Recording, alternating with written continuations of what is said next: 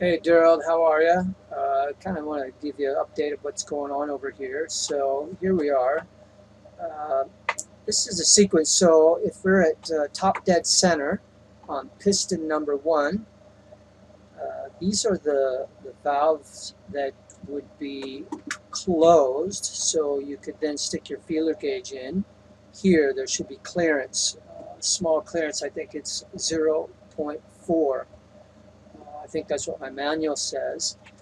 So this is if piston number one is at top dead center, and then so you got three off, two on, two off, two on, one off, two on. So, sorry, hang on, yeah. So these valves would be open. Now, what I did, I was trying to figure out top dead center, and so I was looking around. Let's go further here. And I went down below and I was looking for some marks on the flywheel here. I did find a mark, but I couldn't find a plate behind it to reference. This mark, which I found in the plate here, was just carved with a straight line, and it looked like just a rusty line that was marked into it. So I marked it with a piece of chalk. Okay, and I'll show you that here. One second.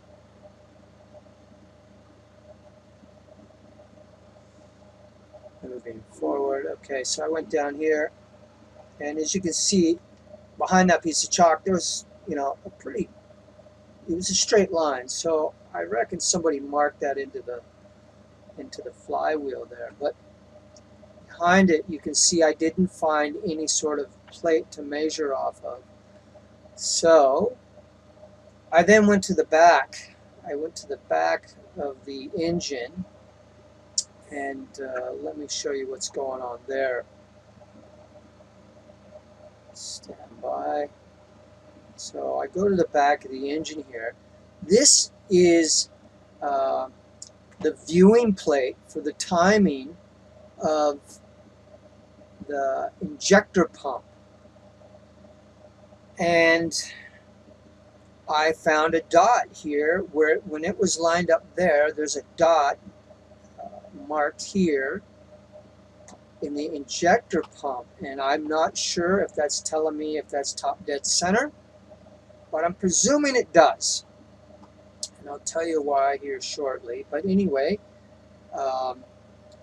so this is here, and that was there at the front of the engine, about where it should be. Now, let's see, there was another hole in the back of the engine where I really couldn't find any distinguished markers on the back of the flywheel again. So when those two were in place, I then went to my roller rockers to check everything. And sure enough, 1, 2, and 3 had clearance. 4 and 5 were closed or were open, but I couldn't get the feeler gauge in. Everything was good all the way up until the piston number 5. And what we had, so here's the last piston, and then piston number 5, this one, which should have been closed, was open. But everything else was in place, so sorted out. So I figured this was top dead center, so I adjusted this one down. Let's go back here. Let's keep moving forward. So that one there, see, it's open, or it should be. Not the valve is open, but you can get your feeler gauge in here. It's loose where it shouldn't be. You shouldn't be able to get your feeler gauge in by the schematic, going by the schematic. So I'll move forward here. So here we are. So this is how it went. This all worked. That lined up properly. That lined up properly. this lined up properly until we get to 5. This was open. You could get your gauge in here where you shouldn't have been able to get the gauge in. So I adjusted it down a bit so it looked like it was equal here.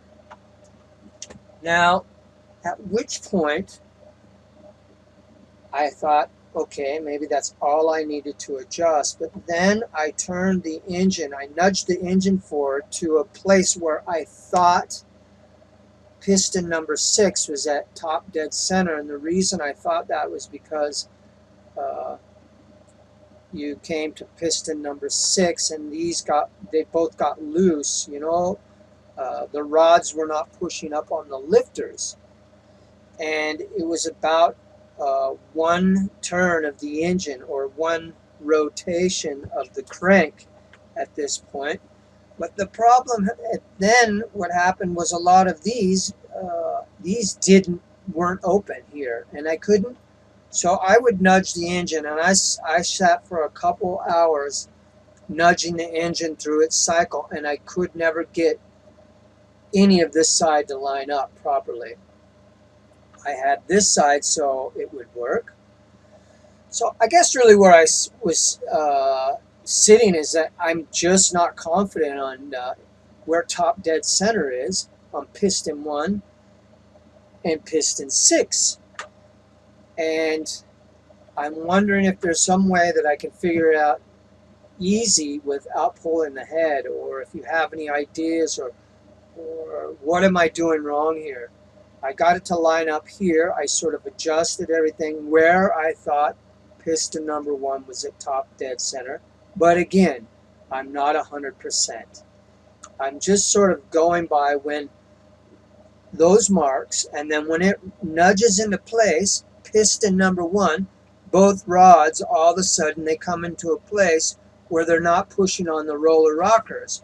This tells me this piston number 1 should be at top dead center. So therefore, I adjusted it. And then, when I think that piston number 6 is in top dead center because both these rods quit pushing up on the roller rockers, then I had some complications with all of these on this end. So that's kind of where I'm at. Maybe you can give me some solutions here before I move forward. Okay, thanks, bud.